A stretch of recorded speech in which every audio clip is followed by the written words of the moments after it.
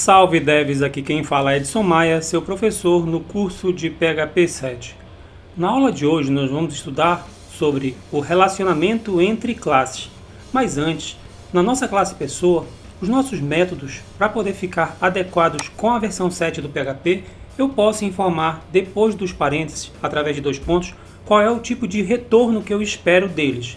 Por exemplo, o método getNome vai me retornar um dado do tipo string. O método getIdade vai me retornar um dado do tipo int. Os métodos set, eles não têm retorno, mas eu posso informar que o retorno é void, que significa vazio. O número de pessoas me retorna um número inteiro. O validaIdade não me retorna nenhum valor, então vou colocar void. Assim, nós conseguimos ajustar os nossos métodos para que eles possam indicar o tipo de retorno que eles têm. Vou salvar. Como que é feito o relacionamento entre classes? Vamos supor que na classe pessoa você precise colocar informações a respeito do endereço da pessoa. Porém, o endereço é um atributo composto. Ele é formado por muitas informações. Então a gente colocar todas as informações de um endereço na classe pessoa vai fazer com que a classe pessoa tenha muitas informações que poderiam ficar numa outra classe. Então, o que eu vou fazer? Eu vou criar uma nova classe dentro de src, que eu vou chamar de endereço.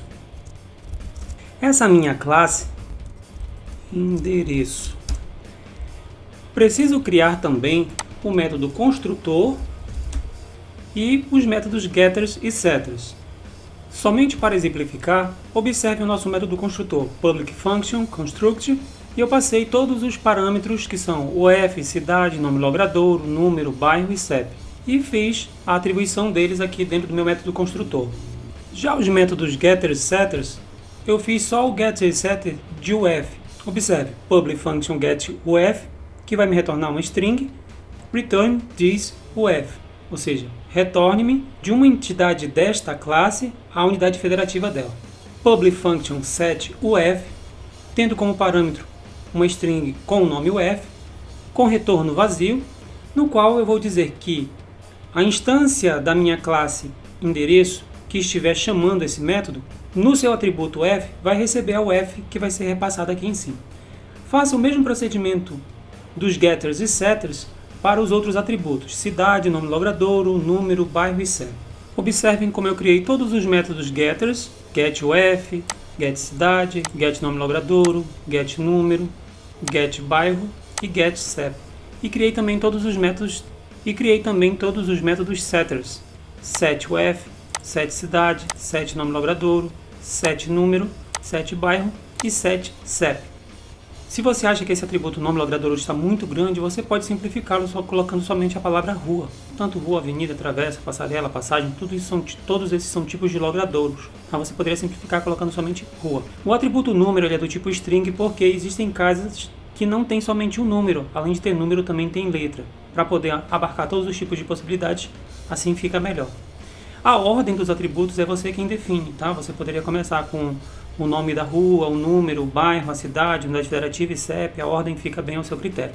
O importante é você relembrar que você precisa declarar os atributos como privados, declarar o tipo de dados dele corretamente, criar o método construtor, declarando que você precisa iniciar um novo objeto do tipo endereço, passando todos esses dados, e criar também os métodos acessórios, getters e setters.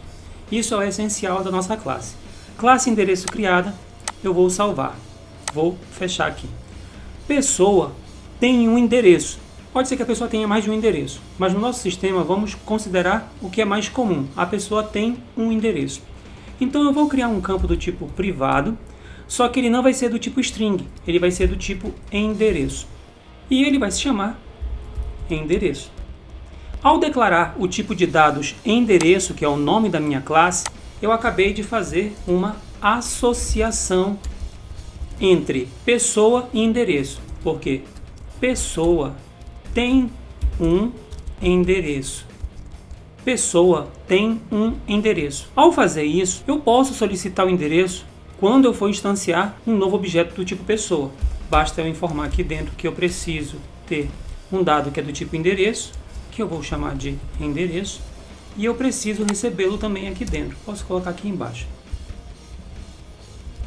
Feito isso, se eu salvar, iniciar o meu servidor, abrir o meu navegador lá no meu localhost src, eu vou ter erro porque o meu objeto pessoa agora precisa que eu passe mais um parâmetro. Por enquanto eu estou passando só dois, só o nome e a idade. Agora eu preciso passar o endereço. Volto para o meu editor de código. No meu programa principal, eu vou fazer o seguinte. Primeiro, eu vou comentar essa linha de unset da aula passada. Eu quero que pessoa 3 exista no meu sistema. E eu vou fazer o seguinte. Eu vou criar um endereço aqui em cima. Eu vou criar um endereço 1. E ele será um novo objeto do tipo endereço. Observe que ao abrir os parênteses, o meu editor de códigos diz aqui quais são os dados que eu preciso preencher. Então eu vou lá na ordem. UF, Amapá, cidade, Macapá, o nome do logradouro. Eu vou colocar nome de exemplo, nome do bairro. Um bairro de exemplo. Daí eu preciso, antes do bairro, eu preciso informar o número da casa. Vou colocar aqui número 100. Após o bairro, eu preciso informar o CEP. Vou colocar o CEP geral aqui da minha região. Assim, o que eu tenho? Eu tenho o endereço 1. Só que tem um detalhe. Eu quero que essas 3 pessoas tenham o mesmo endereço. Então eu vou passar aqui como parâmetro. Exatamente aqui. O terceiro parâmetro do objeto pessoa agora é endereço. Então eu vou dizer que a pessoa 1 tem o endereço 1. O mesmo eu vou fazer com pessoa 2 e pessoa 3. Eu poderia criar mais endereços aqui fora. Eu poderia também fazer essa instanciação aqui dentro. Eu poderia pegar essa parte do código aqui sem declarar uma variável. Eu poderia colocar diretamente aqui dentro. Só que eu acho que fica muito feio o código assim. Feito isso, eu vou salvar. Vou lá no meu navegador, vou atualizar. Observem que ele disse que a classe endereço não foi encontrada. Aí está um ponto fundamental dentro do nosso programa. Vou retornar para o meu editor de código. Aqui na minha página index, eu preciso também fazer um require once de endereço.php. Se eu não fizer a inclusão desse arquivo endereço, eu não vou poder instanciar um novo objeto do tipo endereço. Feito isso, salvei, volto para o navegador, atualizo, está tudo funcionando perfeitamente.